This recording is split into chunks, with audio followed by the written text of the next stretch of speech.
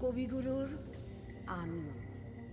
আমারই চেতনার রঙে পান্না হলো সবুজ, চুনি উঠল রাঙা হয়ে। আমি চোখ মেললুম আকাশে, জ্বলে উঠল আলো পূবে পশ্চিমে। গোলাপের দিকে চেয়ে বললুম, সুন্দর সুন্দর হলো সে। তুমি বলবে এ যে তত্ত্বকথা, এ কবির বাণী নয়। আমি বলবো এ সত্য, তাই এ কাব্য। এ আমার অহংকার, অহংকার সমস্ত মানুষের হয়ে। মানুষের অহংকার পটেই বিশ্বকর্মার বিশ্বশিল্প। তত্ত্বজ্ঞানী জপ করছেন নিঃশ্বাসে প্রশ্বাসে, না না না, না পান্না, না চুনি, না আলো, না গোলাপ, না আমি, না তুমি। ওদিকে অসীম যিনি, তিনি স্বয়ং করছেন সাধনা মানুষের সীমানায়, তাকেই বলে আমি। সেই আমির গহনে আলো আধারে ঘটল সঙ্গম, দেখা দিল রূপ, জেগে উঠল রস, না কখনো ফুটে উঠে হলো হাঁ। মায়ার মন্ত্রে, রেখায় রঙে, সুখে দুঃখে।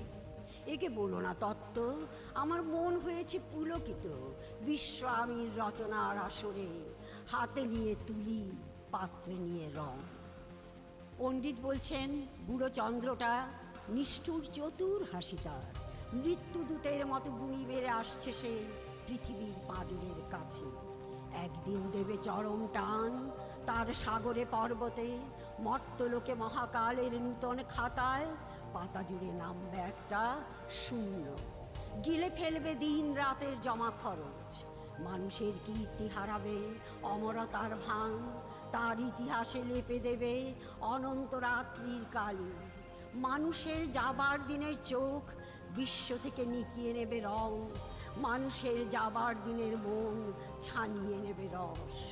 শক্তির কম্পন চলবে আকাশে বাতাসে, জ্বলবে না কোথাও আলো। বিনাহীন সভায় যন্ত্রীর আঙুল নাচবে, বাজবে না সুর। সেদিন কবিত্বহীন বিধাতা একা রবেন বসে নীলিমাহীন আকাশে, ব্যক্তিত্ব হারা অস্তিত্বের গণিত তত্ত্ব নিয়ে।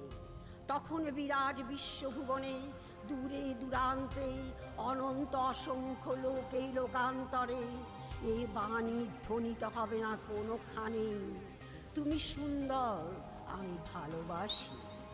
বিধাতা কি আবার বসবেন সাধনা করতে যুগ যুগান্তর ধরে, প্রলয় সন্ধ্যা জপ করবেন, কথা কও কথা কও, বলবেন বলো তুমি সুন্দর, বলবেন বলো আমি ভালোবাসি।